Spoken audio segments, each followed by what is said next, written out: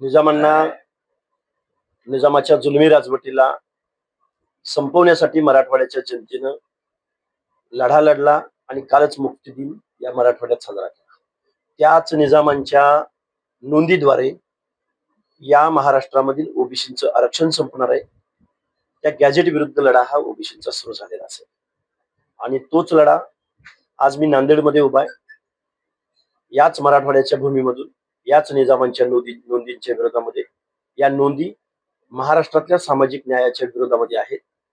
आता isakal.com आहे देशातील नंबर 1 ची मराठी न्यूज वेबसाईट.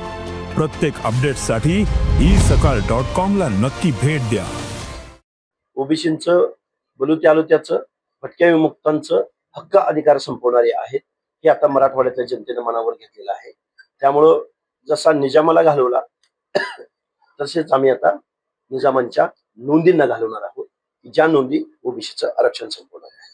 जरांगे पाटील आता दिल्लीला जाणार आहे. जरांगे पाटलांनी दिल्लीला नाही, जरांगे पाटलांना अमेरिकेला जावं, नाहीतर अरब अमिरातीला जावं. कारण जरांगे पाटील तुम्ही दिल्लीला कधी गेला नव्हता. इतिहासात जायला भाग पडू नका. नर्मदा नदीच्या तीराच्या पलीकडं मराठी साम्राज्य कोण घेऊन गेलं हे आता नव्यानं महाराष्ट्राला सांगायची गरज नाही. तुम्ही खरं तर भारताच्या बाहेर जायला हवं, पण तुम्ही बसला मागासवर्गीयांच्या अनाथ माती घालवत, मागासवर्गीयांच्या ताटात उदक सोडत बसला तुम्ही.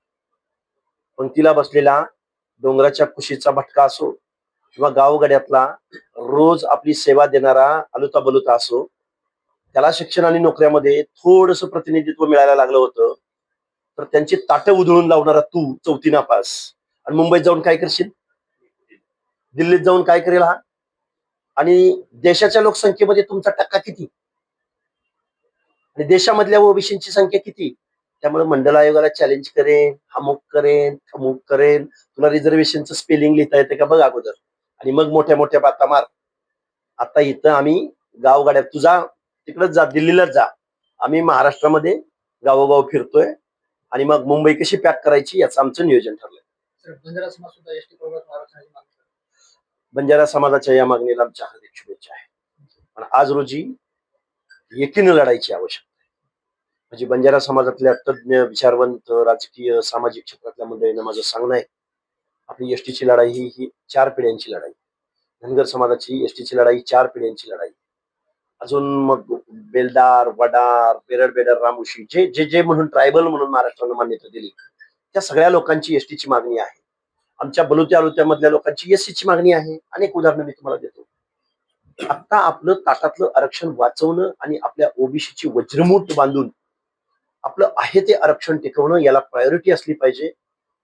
अशी एक ओबीसी आंदोलक म्हणून या महाराष्ट्रामधल्या 18 पगड जातीच्या लोकांना, भटके विमुक्त जाती जमातीच्या लोकांना, नेत्यांना, विचारवंतांना, सुशिक्षितांना माझे हात जोडून विनंती आहे. तुम्हाला एसटी मिळालं किंवा एसटी मागणाऱ्यांना एसटी मिळालं तर ह्याच्याहून दुसरा आनंदाचा दिवस असणार नाही. पण आज रोजी तुमचं आरक्षणाची झोपडी उद्ध्वस्त करायला निघालेली आहे, उद्ध्वस्त झालेली आहे. या झोपडीचं कसं संरक्षण करायचं यावरती धोरण ठरलं पाहिजे. आरक्षणाची राज्यात, महाराष्ट्र राज्याच्या बाहेर जाते. निजाम स्टेट जिथं जिथं होतं, हैदराबाद गॅझेट लागू करावं असं आता निजाम स्टेट तेलंगणात आहे, कर्नाटकात आहे, तिथं सुद्धा हे आंदोलन सुरू आहे. बघा, जरांगे पाटलाच्या एका काडीचा वनवा महाराष्ट्रावर झाला. त्याच्यामध्ये महाराष्ट्र गेल्या अनेक दिवसापासून होरपळतो आहे.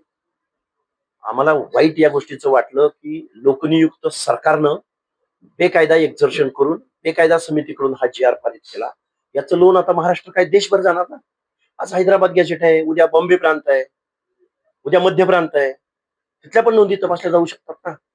आणि अगोदरच देशभरामध्ये वेगवेगळ्या स्टेटमध्ये आरक्षणाची आंदोलन सुरू असताना मला वाटतं जरांगे नावाच्या खोचट माणसाच्या सांगण्यावरनं बेजबाबदार वागलं इथलं शासनानं थोडंसं लिगल ऍस्पेक्ट ठेवून संविधानाप्रमाणे, सर्वोच्च न्यायालयाच्या निर्णयाप्रमाणे वागलं असतं तर अशा समस्यांना सरकारला सामोरे जावं लागलं नसतं.